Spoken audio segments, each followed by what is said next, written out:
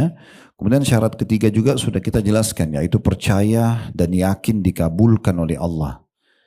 Salah satu sebab tertolaknya doa, kalau ibu berdoa, Allah kasih nggak ya? Allah dengar nggak ya? Itu nggak diterima. Harus penuh dengan keyakinan dalam hatinya, kalau Allah mendengar dan akan memberikan, bersangka baik. Yang penting ibu jangan minta sesuatu yang haram, ya. Minta sesuatu yang baik, maka Allah pasti akan berikan. Dan sudah kami sampaikan hadis Nabi SAW, tidak ada seorang pun muslim yang berdoa di muka bumi ini kecuali Allah kabulkan, hanya melalui salah dari tiga tahapan. Bisa diberikan langsung di saat itu, atau Allah hilangkan keburukan yang bisa menimpa dia, musibah misalnya, atau Allah simpankan dalam bentuk pahala yang dia panen pada hari kiamat nanti. Mungkin bahasan doa ini sederhana dan kita sudah sangat familiar dengan doa. Cuma permasalahannya, ini sudah kita singgung pada pertemuan yang lalu, sangat sedikit kita mau memaksimalkan doa ini. Padahal ini gratis. Kalau seandainya seseorang di antara kita diundang oleh presiden misalnya, kemudian dikatakan setiap hari Senin Anda boleh datang ke Istana Merdeka dan apa yang Anda minta saya kasih. Misal, seminggu sekali. Saya yakin kita tidak akan sia-siakan waktu itu. Kita akan selalu berpakaian yang terbaik. Kita akan sampaikan kepada presiden hajat kita terbaik. Ya, walaupun sebenarnya ada keterbatasan karena manusia tidak semuanya bisa dia berikan gitu ya. Bagaimana dengan Sang Pencipta Allah yang Maha Kaya, pencipta alam semesta ini? Kita kalau sedang merasakan nikmat Bu, yang ciptakan kita Allah, yang ciptakan nikmat itu Allah, yang bisa memberikan tambahannya hanya Allah. Kesehatan, keturunan, kebahagiaan, keselamatan dan seterusnya. Kalau kita lagi ada musibah, ada ujian, ada gangguan, yang ciptakan kita Allah, yang ciptakan ujian itu Allah, yang bisa memberikan keluar hanya Allah. Jadi kenapa kita tidak maksimalkan ini? Sudah kami sampaikan juga, saya ingatkan, saya tidak akan pernah jenuh untuk menyampaikan, ibu berdoa, minta agar nikmat dipertahankan lebih afdal daripada musibah sudah datang baru kita minta jalan keluar. Gak ada alasan untuk tidak berdoa. Ibu lagi sehat sekarang, ibu minta agar dipertahankan kesehatan tersebut. Justru itu kata kunci, kalau ibu lagi ada masalah, ibu mau doanya diijabah sama Allah, justru sekarang di saat lagi lapang berdoa. Sesuai dengan sabda Nabi SAW, kenalilah Tuhan kalian. Pada saat kalian sedang lapang, lagi sehat, lagi gak ada masalah, selalu berdoa, maka dia akan mengenali kalian di saat kalian sedang sempit. Itu salah satu sebab doa diterima segera kalau kita lagi diganggu orang, kita lagi penyakit, ada bangkrut usaha, terlilit utang. Justru itu akan sangat mudah diterima di saat kita sedang lapang, kita berdoa. Juga sudah saya sampaikan, apa saja kebaikan yang sudah orang lakukan, ibu bisa dengan doa meraih pahala yang sama. Kalau masih ingat saya, misalnya ibu lewatin masjid, bagus nih. Jangan cuma sekedar, oh bagus masjidnya, apa manfaatnya? Gak ada manfaatnya. Ibu pada saat itu berdoa, Alhamdulillah wassalatu wassalamu ala rasulillah. Ya Allah, sebagaimana engkau mudahkan pendiri masjid ini membangunnya dan dia meraih pahala begitu besar dari orang sholat 5 waktu, dari seorang sholat Jumat. Kalau engkau mudahkan buat aku, berikan aku kesempatan yang sama. Maka dengan itu bisa pahalanya sama. Lihat pesantren, rumah anak yatim, semua kegiatan-kegiatan kebaikan, maka kita bisa niatkan untuk itu. Ya, atau misalnya ibu ada temannya di majelis taklim hafidz Quran misalnya, atau salihah banget, bisa dengan ibu berdoa mengatakan, ya Allah sebagaimana engkau berikan dia, berikan juga aku kesolehan tersebut misalnya. Itu kita bisa dapat pahala. Jadi doa ini sayang sekali kalau tidak dimaksimalkan. Selalu berdoa rutin. Hilangkan kebiasaan Bu, mau berdoa kalau ada ujian saja. Nanti kalau sudah sakit baru berdoa. Nanti kalau sudah ada masalah baru berdoa. Baru sholat tahajud, baru umroh, baru segala macam. Justru pada saat kita sedang lapang, itu adalah peluang besar untuk kita berdoa. Malah kita bisa lebih santai berdoanya, bisa lebih lama, bisa setiap saat, di mobil bisa berdoa, di pesawat bisa berdoa, di kamar tidur bisa berdoa, di ruang tamu bisa berdoa, setiap saat bisa berdoa. Kita masuk sekarang Bu ke syarat keempat diterimanya doa. Ini materi kita hari ini di halaman 36. Yaitu menghadirkan hati sewaktu berdoa dan khusyuk. Penuh keinginan akan ganjaran pahala dari Allah dan disertai rasa takut kepada azabnya. Ini syarat keempat. Jadi hadir hatinya. Jadi jangan cuma rutinitas. Ada orang gitu berdoa, lisannya ngucapin tapi hatinya nggak hadir. Pikirannya nggak merenung. Dia baca Rabbana atina fid dunya hasanah, dia baca Rabbi ghfirli tapi dia nggak renungin dengan hatinya. Nah ini dia tidak penuhi syarat. Harusnya pelan-pelan saja doanya, kemudian dihadirkan hatinya di saat itu. Tunjukkan kepada Allah kita butuh hasil dari doa itu. Itu namanya khusyuk. Jadi betul-betul ibu tunjukkan sama Allah butuh. Seperti kalau kita lagi mau pinjam uang sama orang, gimana sih kita meyakinkan orang itu? Kita datang, kalau perlu anak kita lagi sakit dibawa, kita perlihatkan untuk meyakinkan dia. Sebenarnya lebih kepada hal seperti itu. Allah lebih pantas untuk kita hadirkan hati kita. Sama manusia saja Bu, kalau kita lagi ngobrol, tapi mata kita melihat ke sana sini, kita seperti tidak fokus dengan apa yang kita ucapkan, atau tegur sapa cuma basa-basi. Orang juga tidak nyaman. Orang kalau dari hati itu beda. Ibu-ibu juga tahu mungkin kalau masak ya, dua orang ibu masak nasi goreng yang sama, kalau satu tulus dari hatinya, ya nikmatin, dia betul-betul niat bagaimana dia memberikan yang terbaik buat suaminya, buat anaknya, buat tamunya. Itu beda rasanya. Padahal bumbunya sama, wajannya sama, jenis berasnya sama, tapi beda. Sesuatu yang dikerjakan dari hati itu beda. Menata rumah karena hati memberikan hadiah pada orang karena tulus dari hati itu beda sekali. Jadi memang kita harus konekkan dengan hati kita. Nah seperti itulah berdoa. Di sini dimudahkan oleh beliau dengan perkataan penuh keinginan akan ganjaran pahala dari Allah. Jadi ibu betul-betul cara hadirkan hatinya adalah berharap mengejar pahala dari doa itu. Karena doa itu kan ibadah Bu ya. Ibu lihat hasilnya atau belum lihat hasilnya tetap dicatat pahala. Dan juga disertai rasa takut kepada azabnya. Karena itu sudah kita jelaskan Allah itu murka pada orang yang tidak mau berdoa. Kan gitu.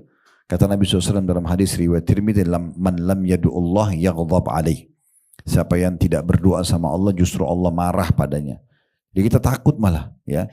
Kita punya rasa takut, itu diistilahkan dengan roja, berharap rahmat Allah, dan khauf, takut dari siksa Allah, atau takut dari murka Allah karena kita tidak berdoa. Kita sudah sebutkan juga seorang penyair Arab yang mengatakan jangan kau minta sama manusia, karena kalau kau minta padanya dia akan marah. Tapi mintalah kepada zat Allah yang kalau kau tidak minta justru dia marah. Ya, Allah justru marah kalau kita tidak manja, tidak minta. Apalagi datangnya cuma musiman. Pas ada masalah baru berdoa. Nah, ini agak unik ya.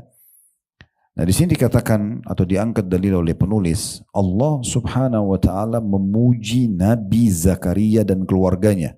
Di mana Allah berfirman di dalam surah Al-Anbiya ayat 89 sampai ayat 90. Yang bunyinya wa Zakaria idnada rabbahu rabbi la tadharni fardan wa anta khairul warithin. فاستجبنا له ووهبنا له يحيى وأصلحنا له زوجه إنهم كانوا يسارعون في الخيرات ويدعوننا رغبا ورهبا وكانوا لنا خاشعين. Perhatikan nanti jadi saksi bahasan kita ini sebenarnya akhir ayat ya. Tapi ini satu rangkaian, satu ayat di ayat atau dua ayat 89 dan 90. Terjemahannya dan ingatlah. Saya sudah bilang kalau ada tata kata ingat Bu dalam Al-Quran berarti pelajarilah. Ya. Karena kan kita nggak mungkin hadir di kehidupannya Nabi Zakaria kan gitu. Tapi diingatlah artinya pelajarilah. Dan ingatlah kisah Zakaria tak kala ia menyeru Rabbnya berdoa. Allah suruh kita ambil pelajaran dari kisah doanya Nabi Zakaria. Emang apa sih yang dia doa? Dia mengatakan ya Robku. Rob artinya pencipta, pemilik, penguasa, pemberi rezeki, yang mematikan, yang menghidupkan itu nama itu artinya Rob. Seperti itu kalau bilang Rabbi ghfirli wali itu kita kan panggil Rob. Ini panggilan yang mulia untuk Allah Subhanahu wa taala. Kita mengakui kalau Allah pencipta kita. Dia mengatakan ya Robku, janganlah engkau membiarkan aku hidup seorang diri dan engkaulah waris yang paling baik. Sebelum kita lanjutkan, Nabi Zakaria berdoa begini Bu, karena dia diuji oleh Allah belum dikasih anak. Ya, Nabi Zakaria itu kurang lebih menikahnya umur 30 tahun, istrinya 25 tahun, tapi istrinya mandul. Gak punya anak, gak bisa punya anak. Kemudian dia berdoa minta anak dari istri yang mandul itu. 10 tahun dia berdoa belum dikasih, 20 tahun dia berdoa belum dikasih, 30 tahun dia berdoa belum dikasih. Ini Nabi Zakaria kisahnya unik ya. Dia berdoa Bu sampai umurnya 100 tahun. tidak berhenti berdoa. Dia terus minta dari Allah dari Allah anak dari istrinya mandul. Berarti di saat Zakaria alaihissalam umur 100 tahun, istrinya itu sudah 90 tahun. Tetap dia berdoa. Minta dikasih anak dari istri yang mandul ini. Ya. Dia tidak pernah berhenti untuk berdoa. Diikuti dengan penuh keyakinan dalam hatinya kalau Allah akan memberikan. Lalu dia mengatakan, maka Allah mengatakan, kami perkenankan doanya. Kami kabulkan. Dan kami anugerahkan kepadanya Yahya, anak laki-laki, ya, diberikan nama langsung dari langit oleh Allah bernama Yahya. Dan Allah nobatkan Yahya menjadi nabi juga. Tentu kalau ibu mau baca kisah lebih lengkap, Nabi Zakaria ini nanti kita bacakan sebentar di surah Maryam. Ya, nanti kita baca sebentar. Selesai saya baca terima ini, kita akan buka aplikasi Al-Quran kita, surah Maryam, surah nomor 19 di beberapa belas ayat pertama. Itu kisah tentang Nabi Zakaria ini. Dan kami anugerahkan kepadanya Yahya, dan kami jadikan istrinya dapat mengandung. Perhatikan bahasa Arabnya, wa aslahna lahu zauja. Dan kami perbaiki keadaan istrinya. Salah satu maknanya adalah kami buat istrinya bisa hamil dalam kondisi mandul dan sudah tua. Sebagian ulama tafsir mengatakan istrinya emosional, Allah ubah sifatnya menjadi sangat santun, ramah. Allah perbaiki keadaannya. Jadi banyak yang Allah ubah. Mandul jadi subur, melahirkan di waktu tua, dan Allah ubah karakternya. Karena doa Nabi Zakaria yang tidak berhenti minta itu. Sesungguhnya sebabnya kenapa Allah kasih ini, bukan hanya karena mereka seorang nabi, bukan hanya karena Nabi Zakaria nabi dan ini keluarga nabi, tapi Allah menyebutkan sifatnya. Sesungguhnya mereka adalah orang-orang yang selalu bersegera dalam mengerjakan perbuatan-perbuatan baik. Azan, sholat, puasa, waktu puasa. Pokoknya tidak pernah ketinggalan dalam mengerjakan perintah. Mereka selalu segera dalam mengerjakan perbuatan-perbuatan yang baik. Dan mereka berdoa kepada kami dengan harap dan cemas. Nah ini jadi tadi yang dimaksudkan ya. Dia berharap Allah terima doanya, sambil satu sisi dia cemas jangan sampai Allah tolak. Sehingga berada di dua sifat ini, atau dua karakter ini, kita jadi selalu berjaga-jaga. Tidak pernah berhenti untuk berdoa sampai kita lihat hasilnya, karena kita berharap Allah terima. Satu sisi kita cemas jangan sampai Allah tidak berikan. Dan mereka adalah orang-orang yang khusyuk kepada kami. Mereka adalah orang-orang yang khusyuk. Di sini makna khusyuk tadi sudah kita jelaskan, hadir hatinya. Baik, kita coba lihat ya aplikasi Al-Quran, Bu. Silakan dibuka di surah Maryam. Di surah nomor 19 ya, ayat pertama setelah Bismillahirrahmanirrahim, Kaf ha ya ain sad. Ini ulama tafsir mengatakan potongan-potongan huruf hijaiyah di awal Al-Quran itu Allah lebih tahu maknanya. Seperti Toha, seperti Yasin, seperti Alif Lam Mim, seperti Hamim. Semua itu Allah lebih tahu artinya. Ada sebagian ulama mengatakan ini adalah nama lainnya surah itu. Jadi kayak misalnya ini bisa surah Maryam, bisa juga surah Kaf ha ya ain sad gitu ya. Lalu Allah mengatakan, Zikru rahmati rabbika abdahu Zakaria. Yang dibacakan ini hai Muhammad dan hai orang-orang yang baca Quran adalah penjelasan tentang rahmat Tuhan kamu kepada hambanya Zakaria. Apa rahmatnya Allah kepada Nabi Zakaria? Setelahnya dikatakan, ayat 3-nya, Idnada rabbahu nidaan khafiyya. Itu tak kala ia berdoa kepada Tuhannya dengan suara yang lembut. Sebagian ulama tafsir memaknakan khafiyya itu bukan lembut tapi sembunyi. Suara kecil dan menyembunyikan. Alasannya kenapa? Karena Nabi Zakaria waktu Allah ijabah doanya umurnya sudah 100 tahun. Dia minta, ya Allah kasih aku anak dari istri yang mandul ini. Beliau tidak mau didengar oleh orang. Karena permintaan ini gimana? Di akal manusia kayaknya gak masuk akal. Minta anak dari istri yang sudah 90 tahun mandul lagi kan gitu. Makanya dikatakan khafiyah. Nah yang menjelaskan Nabi Zakaria sudah tua ayat setelahnya. Ayat 4-nya. Qala rabbi inni wahanal almu minni washta'ala ar-ra'su syaiban walam akum bidu'aika rabbi syaqiyya. Ia berkata, ya Tuhanku sungguhnya tulangku telah lemah Dan kepalaku telah ditumbuhi uban. Semuanya sudah putih rambutnya. Sudah 100 tahun umurnya. Dan aku belum pernah kecewa dalam berdoa kepada Engkau ya Tuhanku. Maknanya aku tidak mau berhenti berdoa. Selama, saya pernah jelaskan ibu kalau masih ingat ya. Selama ibu minta bukan sesuatu yang bentrok dengan sunnatullah. Ibu tidak suka laki-laki, ibu bilang ya Allah hilangkan laki-laki. Enggak mungkin. Mustahil, sunnatullah laki-laki harus ada. Kan gitu. Ibu tidak suka malam, ya Allah hilangkan malam. Itu bentrok sama sunnatullah, enggak mungkin. Tapi selama tidak bentrok dengan sunnatullah, seperti di sini. Walaupun sebenarnya secara ilmu medis mungkin wanita kalau sudah manufos 40, 50, 60 tahun sudah nggak bisa punya anak. Tapi beliau menganggap itu adalah alam manusia. Di sisi Allah bukan mustahil karena tidak bentrok dengan sistem. Secara fitrah perempuan bisa melahirkan, mau muda mau tua, tidak ada urusannya. Berarti bukan mustahil. Makanya beliau selalu berdoa. Lalu beliau sampaikan, beliau mengatakan, saya tidak pernah kecewa. Artinya selama ini saya tidak mau putus asa, tetap saya akan selalu minta. Di ayat 5-nya, wa inni khiftul mawaliya min warai wa kanat imraati akiran fahabli min ladunka waliya.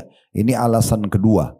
Selain beliau sudah tua, beruban, sudah sangat tua, alasan kedua kenapa dia tidak punya anak ini. Dan sungguhnya aku khawatir terhadap mawaliku, sepeninggalku, maksudnya penerusku. Sekarang gak ada anak, aku mau meninggal, aku ini seorang nabi. Jangan sampai gak ada yang melanjutkan estafet dakwah ini. Sedangkan istriku adalah seorang yang mandul. Nah ini sebab kedua, istrinya mandul gak bisa punya anak. Tapi apa dia bilang? Maka anugerahilah aku dari sisi engkau seorang putra. Jadi dia minta anak dari istrinya yang mandul itu. Makanya disebutin sifat istrinya. Dia bukan minta anak secara umum, tapi dia minta anak dari istrinya yang mandul. Makanya disebutkan kemandulannya. Dan dia sebutkan di ayat 6 sebab. Kenapa dia minta anak? Untuk apa? Dan ini tidak boleh luput dari kita. Kita kalau minta keturunan, minta untuk seperti ini ya. Yarithuni wa yarithu min ali Yaqub waj'alhu rabbi radiyah. Tujuannya agar dia bisa mewarisiku dan mewarisi sebagian keluarga Yakub. Maksudnya ilmu agama. Bukan harta. Karena yang termahal yang kita wariskan kepada anak-anak kita ilmu. Bukan harta. Ibu kalau bekali anak-anak dengan ilmu, udah nanti dia datang sendiri rezekinya itu. Kan gitu. Jangan kita sibuk memakaikan baju baru, handphone baru, tapi kita lupa kosong ilmu. Jasadnya kita hiasi, tapi ruhnya gentong kosong. Ya. Jadi makanannya jasad kita sudah tahu. Nasi, ayam, buah, kita minum air itu tuh jasad. Kalau ruh itu ilmu. Ibu dan bapak duduk begini, itu sedang memberikan makan ruh kita. Jadi ruhnya, kalau ruh itu kuat, biar fisiknya biasa, itu akan kuat. Tapi kalau ruhnya lemah, biar fisiknya kekar, tetap akan lemah.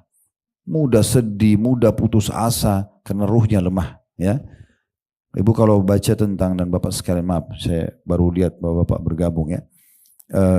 Jadi kalau baca tentang riwayat fisiknya Abu Bakar itu radhiyallahu anhu, yang kata Nabi SAW, kalau imannya Abu Bakar ditimbang di satu timbangan, imannya semua umat ini, semua umat, semua sahabat, semua tabi'in, semua tabi'in, semua yang sudah meninggal, semua yang masih sementara hidup kayak kita sekarang, yang akan lahir nanti sampai akhir zaman.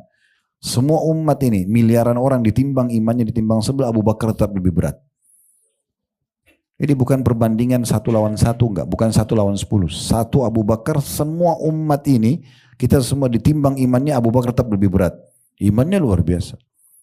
Tahu Abu Bakar itu fisiknya, disebutkan riwayat kurus. Kalau ditiup angin kedorong fisiknya. Tapi ruhnya kuat sekali. Nah, itu, ruhnya sangat kuat, padat dengan ilmu dan iman. Orang seperti ini tegar dalam menghadapi kehidupan. Nah, seperti itulah ya. Jadi mengatakan tujuannya anak ini agar mewarisiku dan mewarisi sebagian keluarga Yakub, maksudnya ilmu ya. Dan ini permintaannya, jadikanlah ia anak ini kalau engkau kasih ya Allah, ya Tuhanku, seorang yang diridhoi, maksudnya orang saleh. Sebelum lahir sudah minta anak itu jadi anak saleh. Saya pernah ingatkan Bu dan Bapak sekalian, coba jadikan bagian dari doa kita ya. Selain kita minta anak-anak supaya jadi anak-anak yang baik dan soleh, minta ya Allah, jangan sampai ada satupun di antara keturunanku terjerumus pada dosa yang pernah aku terjerumus padanya. Itu penting. Jadi kalau kita pernah buat dosa apa, jangan terjadi pada anak kita. Minta kepada Allah SWT, buat mereka sebagai penutup kesalahan kita. Supaya anak-anak ini justru kita misalnya baru baca Quran bisa umur 35, umur 40 tahun. Mungkin juga hafalan kita cuma beberapa surah. Anak-anak gak boleh begitu. Jangan dijadikan sama. Ibu pakai jilbab umur 30 tahun. Anak-anak kalau perlu dari kecil, tutupin kesalahan kita di mereka. Jangan malah wariskan tidak baik. Maaf ada orang yang hamil di luar nikah. Ibu juga dulu begitu kok. Gak apa-apa nak. Gak apa-apa gimana ini. Ini kebodohan mewariskan dosa. Kan tidak boleh. Nah seperti itulah. Ini contohnya. Buat mereka diridhoi. Ayat 7-nya. Datanglah berita gembira kepada Nabi Zakaria. Ya Zakaria. Inna nubashiruka bigulamin ismuhu Yahya. Lam naj'al lahu min qablu samia. Hai Zakaria, karena tidak pernah putus asa beliau berdoa puluhan tahun. Sesungguhnya kami memberi kabar gembira kepadamu akan memperoleh seorang anak yang namanya Yahya. Yang sebelumnya kami belum pernah menciptakan orang yang serupa dengan dia. Jadi di sini Allah kasih, dia minta anak, tidak disebutkan Nabi Zakaria mau laki-laki atau perempuan, Allah kasih anak laki-laki. Allah berikan nama Yahya, gitu kan? Dan Allah ciptakan fisiknya, karakternya, namanya belum pernah ada orang seperti Nabi Yahya. Dalam ayat Al-Quran lain kami jadikan dia sebagai nabi, gitu ya. Kemudian Nabi Zakaria di ayat 8-nya Allah nukil bagaimana fitrah dia sebagai manusia. Dia manusia biasa. Walaupun dia seorang nabi, dia mengatakan, Qala Rabbi anna yakunu li gulamu wa kanat imra'ati akiran wa qad balagtu minal kibari itiyah. Nabi Zakaria bertanya kembali kepada Jibril yang bawa berita dari Allah Subhanahu wa taala, "Ya Tuhanku, bagaimana akan ada anak bagiku padahal istriku adalah seorang yang mandul?" Nah, ini sekali lagi penekanan, berarti dia bukan minta istri baru, minta dari istri yang mandul ini. Gitu kan? Ini yang hamil. Makanya diulangi lagi, dia bilang, "Bagaimana aku bisa punya anak dari istri yang mandul ini?" Dan lalu dikatakan juga, dan aku sendiri sungguhnya sudah mencapai umur yang sangat tua. Ya. Jadi laki-laki pun kalau tua mungkin kualitas spermanya pun sudah berkurang. Lalu kemudian Jibril menjawab utusan dari Allah di ayat 9-nya, qala kadzalika qala rabbuka huwa 'alayya hayyin wa qad khalaqtuka min qablu wa lam taku syai'a. Tuhan berfirman, demikianlah, ya, hal itu adalah mudah bagiku. Dan sungguhnya telah aku ciptakan kamu hai Zakaria sebelum itu, padahal kamu di waktu itu belum ada sama sekali. Sebagaimana kau bisa aku ciptakan hai Zakaria, aku juga bisa ciptakan anak ini walaupun dari istrimu yang mandul. Di ayat 10-nya, Nabi Zakaria alaihissalam itu meminta tanda-tanda dari Allah Subhanahu wa taala kalau istrinya hamil. Jadi dia tidak berharap nunggu nanti mual, ngidam, perutnya besar, enggak minta begitu. Minta saking gembiranya, minta Allah langsung kasih tanda dari sisi Allah kalau istrinya hari pertama hamil gitu ya.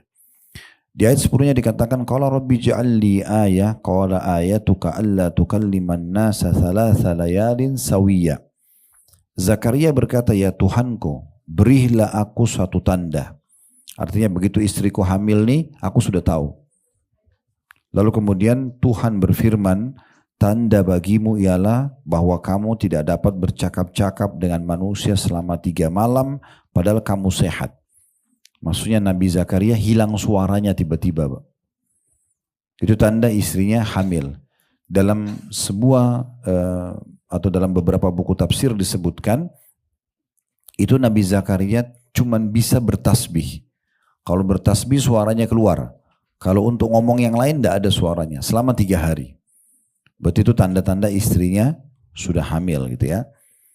Di situ Allah mengatakan, kamu tidak dapat bercakap-cakap dengan manusia selama 3 malam padahal kamu sehat. Ya.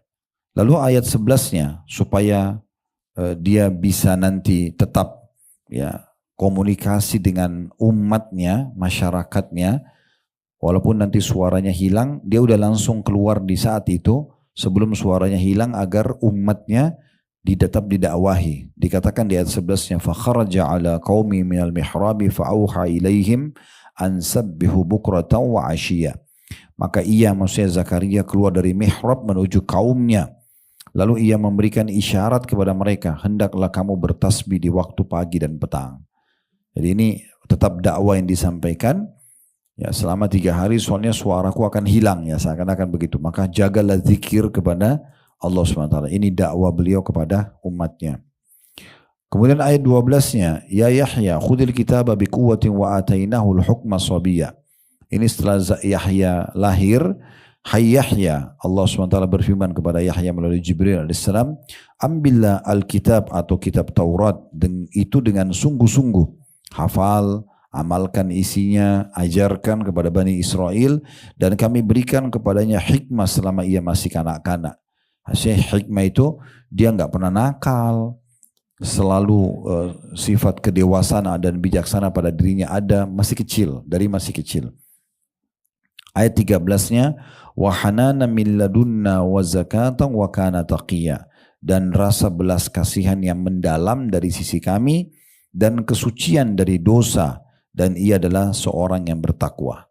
Maksudnya Allah Subhanahu wa ta'ala selalu mengasihi dia, dan juga Allah selamatkan dari semua pelanggaran dosa. Jadi dia tidak bisa berbuat dosa. Memang umumnya semua nabi-nabi begitu ya. Jadi salah satu doa yang bisa Bapak Ibu sampaikan kepada Allah SWT, Allahumma ja'alni min ibadikal mukhlisinal mukhlasin. 2 kita minta. Ya Allah, jadikanlah aku hamba-hambamu yang selalu ikhlas dan juga terselamatkan. Kalau mukhlis pakai kasrah lamnya, mukhlis artinya orang ikhlas. Kalau pakai fathah, mukhlas artinya orang yang terselamatkan.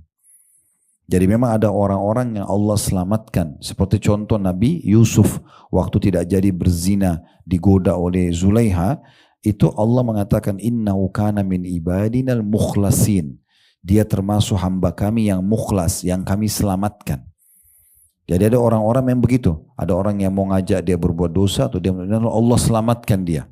Nah itu namanya mukhlas. Itu salah satu yang bisa Bapak Ibu jadikan sebagai doa.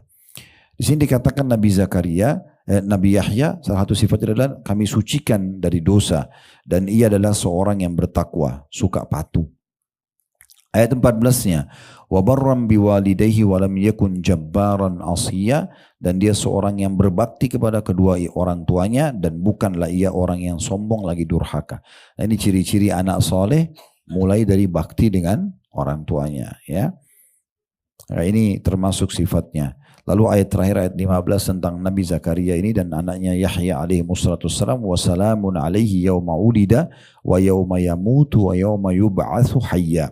Kesejahteraan atas dirinya pada hari ia dilahirkan, pada hari ia meninggal, dan pada hari ia dibangkitkan hidup kembali. Itu kalau ibu baca dan bapak sekalian dari ayat 16 lagi, itu tentang kisah keajaiban yang lain lagi tuh. Bagaimana Maryam hamil, ya, tanpa suami, ya. Itu mulai dari ayat 16 dan seterusnya. Tapi kita sedang tidak bahas itu, ya. Karena saksi bahasan kita diangkat oleh penulis kita kisah tentang Nabi Zakaria. Tapi saya sarankan ibu nanti melanjutkan. Nah, mulai dari ayat 16 inilah sebab disebutkan surah 19 dengan surah Maryam, karena kisah ini. Bagaimana Maryam alaihissalam. Maryam itu cirinya nggak pernah tinggalin mihrab. Di mihrab terus seharian, kecuali darurat. Jadi dia jarang sekali kelihatan keluar dari rumah. Jadi kalau dia keluar itu jadi pandangan sorotan orang-orang. Maryam ini ayahnya bernama Imran. Ibu tahu dan bapak sekalian surah nomor 3 dalam Al-Quran, surah Al-Imran. Nah itu ayahnya Maryam. Al artinya keluarga, Al-Imran. Nah Maryam ini Imran ini orang saleh. Lahir dari keturunan dia Maryam, wanita salehah. Nah karena sucinya Maryam ini sampai Allah tiupkan ruh di rahimnya Isa alaihissalam tanpa disentuh oleh laki-laki. Karena memang salah satu cirinya beliau tidak pernah sama sekali interaksi dengan lawan jenis. Itu cirinya Maryam. Sehingga Allah sucikan dia. Nah ini kisah bagaimana dia ketemu dengan malaikat Jibril. Bagaimana Jibril menjelma jadi manusia dan kemudian mengatakan akan meniupkan ruh di rahimnya. Lalu terjadilah dialog, dia mengatakan bagaimana bisa saya hamil sementara saya tidak disentuh oleh laki-laki. dan seterusnya sampai akhirnya Jibril mengatakan itu sangat mudah dari Allah. Maka Allah tiupkan lalu dia proses hamil. Bagaimana pada saat perutnya sudah besar dia menuju ke Jericho ya, di salah satu kota di Palestina. Biasanya kalau kita umroh plus Aqsa itu biasa ke kota itu. Itu terkenal dengan buah-buah kurmanya karena memang Allah suruh Maryam diceritakan dalam sini sandar di bawah sebuah pohon kurma lalu dia menyentuhnya maka jatuhlah rutab kurma basah yang dia konsumsi. Dan ini sebagian ulama tafsir mengatakan buah yang paling baik untuk ibu hamil kurma basah. Termasuk memudahkan melahirkan. Ternyata itu memang dipraktikin oleh banyak jemaah kita yang sudah ikut pengajian. Itu di saat konsumsi kurma basah atau rutop itu, apalagi menjelang melahirkan cepat sekali pembukaannya. Nah itu Maryam alaihissalam disebutkan di sini makan itu. Ya. Kemudian setelah itu dia bawa bayinya ke kaumnya bilang ini dari mana anak ini Maryam? Ya. Sementara kamu ayahmu orang baik-baik, maksudnya Imran dan ibumu juga orang baik-baik. Lalu dia tunjuk bayi itu, lalu Nabi Isa mulai berbicara dalam buaian. Nah ini terus saja kisah Nabi Isa alaihissalam itu berlanjut sampai di ayat tepatnya di ayat 39, ayat 40 ya. Di situ kisah Nabi dan setelahnya datang lagi kisah Nabi Ibrahim alaihissalam dalam surah Maryam itu di ayat 41. Setelahnya datang kisah Nabi Musa, setelahnya datang kisah Nabi Ismail, setelahnya datang kisah Nabi Idris. Itu kisah-kisah Nabi-Nabi ada disebutkan di dalam surah Maryam ini. Baik, saksi bahasan kita tentang Nabi Zakaria alaihissalam. Dan kalau Bapak Ibu mau lebih jauh, bisa dengarkan ceramah kami di playlist YouTube, judulnya Dahsyatnya Doa. Lebih panjang lebar saya jelaskan tentang Nabi Zakaria alaihissalam. Dan kedepannya insya Allah, kita sudah memulai tablik akbar tentang serial sahabat. Nanti di pekan kedua, Sabtu kedua Desember kita akan masuk ke kisah Nabi Adam. Kisah Nabi pertama nanti di Blok M. Antara duhur ke asar insya Allah. Baik kita masuk selanjutnya di paragraf setelah terjemahan ayat surah Al-Anbiya 89-90 kata penulis. Merupakan keharusan bagi seorang muslim di dalam berdoa untuk menghadirkan hati. Dan ia merupakan syarat terpenting terkabulkan doa sebagaimana pendapat Ibnu Rajab rahimahullah dalam Musnad Imam At-Tirmidzi Abu Hurairah ya, meriwayatkan bahwa Rasulullah sallallahu alaihi wasallam ud'u Allah wa antum muqinuna bil ijabah wa'lamu anna Allah la yastajibu du'a'un min qalbin ghafilin lahin. Berdoalah kamu kepada Allah sedang kamu yakin akan dikabulkan doa tersebut. Dan ketahuilah bahwa Allah tidak akan mengabulkan doa dari hati yang lalai dan tidak serius. Ya.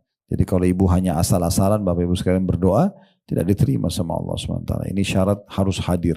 Nah salah satu syarat hadir tadi adalah kita berharap pahalanya dan takut akan ditolak oleh Allah Subhanahu wa ta'ala. Lalu selanjutnya dikatakan sungguh Allah telah memerintahkan kepada orang yang berdoa untuk menghadirkan hati dan merendahkan diri sewaktu berzikir dan berdoa. Sebagaimana Allah sebutkan dalam surah Al-A'raf, surah nomor 7 ayat 205. Wadhkur rabbaka fi nafsika tadarru'an wa khifatan wa dunal jahri minal qawli bil gudui wal asani wa la takum minal ghafilin.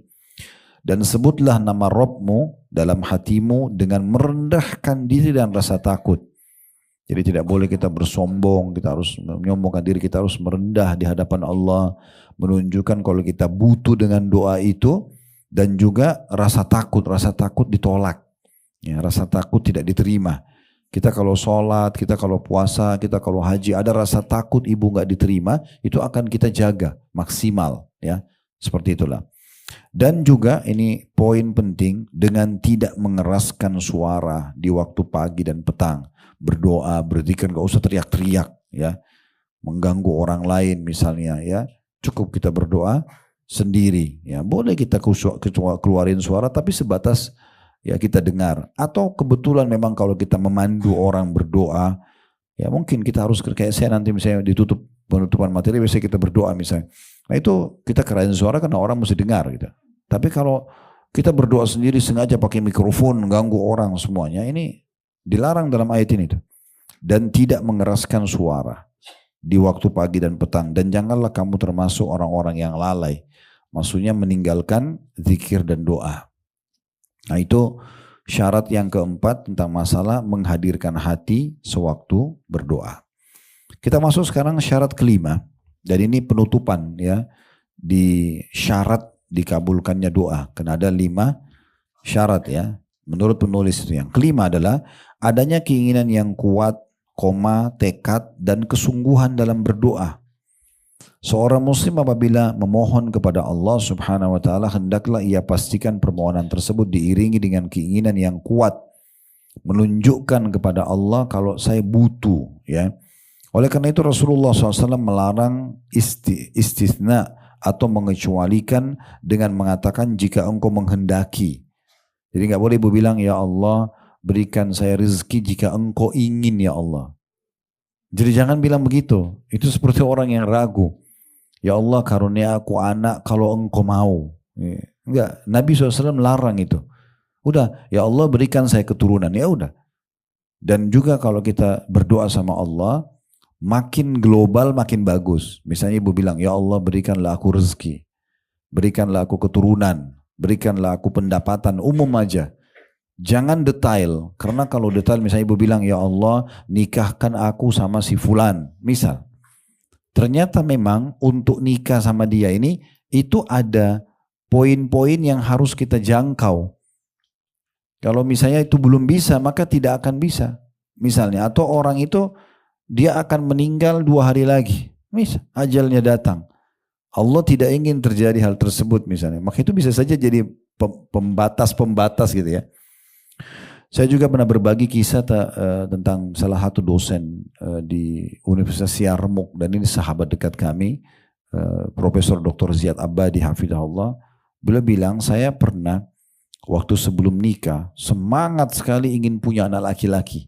Saking semangatnya saya berdoa begini, ya Allah jangan engkau karunia aku anak kecuali laki-laki. Berdoa ini dari sebelum nikah. Dia bilang saya menikah, setiap kali istri saya hamil keguguran. Karena yang di rahimnya perempuan. Karena kan dia berdoa begitu, ya Allah jangan kasih aku anak kecuali laki-laki. Begitu. Sampai dia cerita kalau tidak salah istrinya itu keguguran 4 atau 5 kali. Dia bilang setelah itu saya juga stres nih. Akhirnya saya tanya guru saya, guru beliau Syekh Albani rahimahullah, seorang ulama hadis yang masyhur. Ibu biasa baca disahihkan oleh Syekh Albani. Ini muridnya Syekh Albani. Dia bilang saya datang kepada Syekh Albani lalu saya katakan, Syekh kejadiannya begini. Kata Syekhnya, kalau kau minta kepada Allah keturunan yang baik. Tidak usah sebutkan laki-laki, perempuan, tidak usah. Biar Allah lebih tahu. Dia bilang setelah itu saya ubah doa saya. Ya Allah berikan saya keturunan yang baik. Istri saya hamil melahirkan. Sekarang anaknya 5 kalau nggak salah. Laki-laki dan perempuan. Contohnya ya. Jadi kita lebih baik minta jodoh yang terbaik. Di pandangan jodoh yang soleh, soleha. Rezeki yang baik ya. Apalah semuanya, pergaulan yang baik. Segala macam kita minta secara umum. Nanti Allah datangkan yang terbaik menurut Allah subhanahu wa ta'ala. Sama kalau ibu lagi sakit. Misalnya bapak ibu saya bilang, ya Allah selamatkan aku dari semua penyakit. Bukan cuma penyakit yang sedang kita alami. Jadi nanti penyakit itu sembuh, penyakit yang lain tidak jadi datang. Nah gitu. Kan gitu, lebih baik kan gitu. Ada orang ganggu kita, ya Allah selamatkan aku dari semua orang yang jahat. Jadi orang itu kita selamat dari, dan semua yang mau datang setelahnya kita selamat. Daripada cuma ya Allah selamatkan saya dari tetangga saya yang jahat. Cuma itu saja. Nanti kalau datang lagi dari tetangga yang lain, berdoa lagi. Gitu. Jadi kita minta secara umum, itu jauh lebih tepat. Baik, di sini diangkat hadis Anas radhiyallahu anhu. Beliau berkata bahwasanya Rasulullah SAW bersabda, "Idza da'a ahadukum falyazim fid du'a wa la yaqul Allahumma in syi'ta fa'atini fa inna Allah la mustakriha lahu." Apabila salah seorang dari kalian berdoa, maka hendaklah ia memiliki keinginan yang kuat dalam berdoa tersebut. Memang dia menunjukkan dia butuh doa itu. Jangan ia berdoa sambil mengucapkan, ya Allah jika engkau kehendaki berikanlah kepadaku. Jangan bilang itu.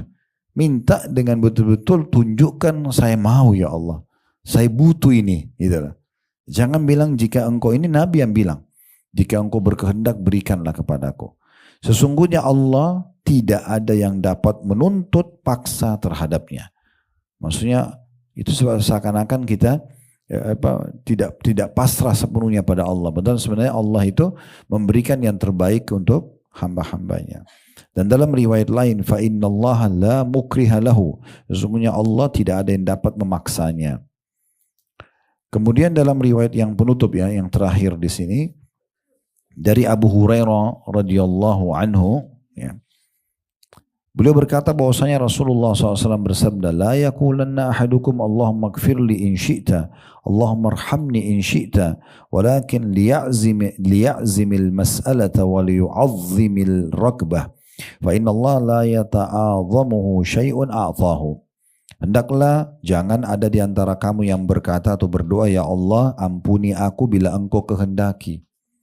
Bilang saja, Allah ampuni dosa-dosaku. Jangan bilang bila engkau ya kehendaki. Ya Allah kasihi aku jika engkau kehendaki. Ini Nabi larang, jangan bilang itu. Melainkan hendaklah ia tekadkan atau tegaskan permohonannya dan menguatkan keinginannya. Sesungguhnya tidak ada sesuatu pemberian apapun yang Allah berikan yang memberatkan Allah. Tidak ada sesuatu yang memberatkan. Karena kalau kita bilang, ya Allah ampuni aku bila engkau mau, seakan-akan bisa saja kalau itu berat bagi Allah, Allah nggak kasih. Nggak ada urusannya, tidak ada yang berat bagi Allah. Selama ibu tidak bentrok dengan sunnatullah tadi saya bilang, walaupun mustahil di mata manusia. Ada dokter vonis ibu dan bapak sekalian, Anda tidak mungkin sembuh. Nggak ada. Itu pendapat dia manusia. Bilang sama Allah, ya Allah sembuhkan aku. Karena Allah maha penyembuh. Walaupun mustahil di mata manusia. Tidak ada yang mustahil. Selama ibu tidak bentrok dengan sistem yang Allah buat, maka pastikan Allah akan terima. Nah, ini poin yang sangat penting dalam syarat penerimaan doa. Allahu a'lam. Jadi sampai sini bahasanya insyaAllah. Kalau ada pertanyaan silahkan tentu diajukan. Kedepannya kita akan masuk pembahasan kedua, penghalang dari terkabulnya doa. Penghalang dari